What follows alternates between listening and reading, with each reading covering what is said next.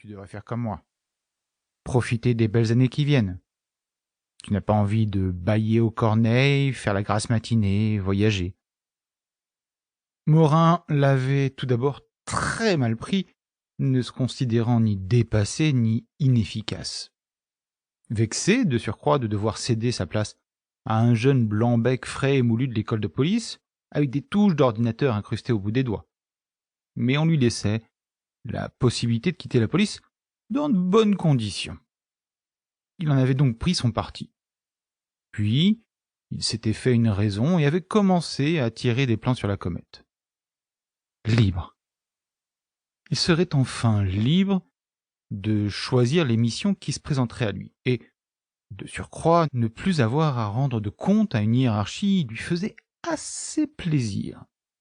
Il était sûr que sa disponibilité serait bientôt connue et qu'on ferait appel à lui pour résoudre en sous-main certaines affaires un peu délicates ou délaissées. Un freelance, en jargon policier, s'appelle peut-être un détective. Et vu son âge, il avait encore de belles perspectives devant lui. Plus de 20 années passées dans la brigade de la PJ, sous la houlette de chefs de droite et de gauche, lui avaient enseigné que le crime n'a pas de parti, pas de morale, pas de frontières, qu'elle soit départementale ou mondiale. Il serait maintenant vraiment jugé sur pièce, et sans se prendre pour Philippe Marlowe, il savait qu'il avait du talent et le flair d'un fin limier. C'était d'ailleurs au nom de cette sacro-sainte passion pour le terrain qu'il avait refusé promotion sur promotion, préférant rester en contact avec la rue, les commissariats de quartier et les informateurs de tous bords.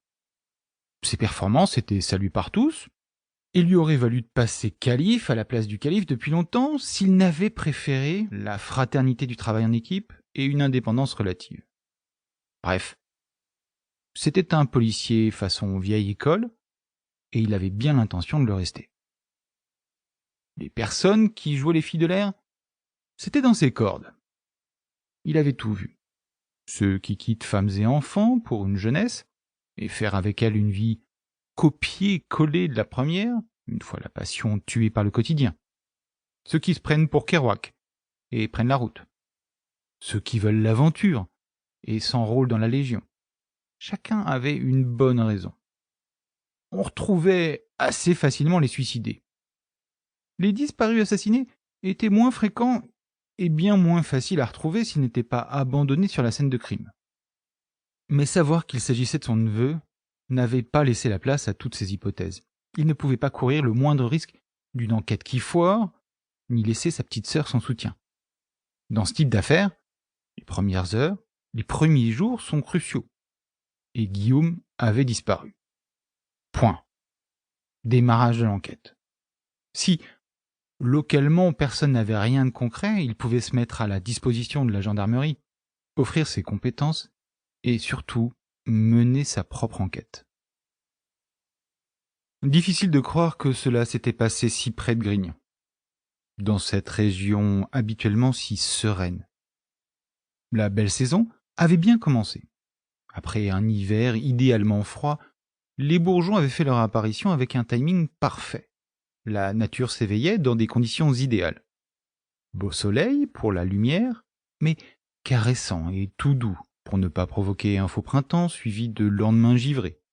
Mais s'annonçait sous les meilleurs auspices. Aucun accident de voiture mortel fauchant la vie d'un jeune n'était à déplorer, et les vols de truffes n'avaient pas défrayé la chronique. Les lavandes allaient bientôt pousser, dessinant des lignes régulières, bombées et parallèles, rayant des champs qui bientôt seraient violets et odorants, photographiés de face et de profil par les touristes du Nord. La sève remonterait dans les ceps, donnant vie à des feuilles toutes frêles, encore un peu fripées et hésitantes. Au loin, la montagne de la Lance appellerait à la randonnée. D'un sommet à l'autre, elle dessinait une guirlande vers les collines de Dieulefit. Toute la chaîne, de la roche Saint-Secret à Nyons, alignait montées raides, sommets brefs et descentes glissantes. De quoi tuer les mollets des vaillants marcheurs tout juste en début de saison. Ce jeudi soir-là, un superbe cheval à la robe cuivrée trottait sur la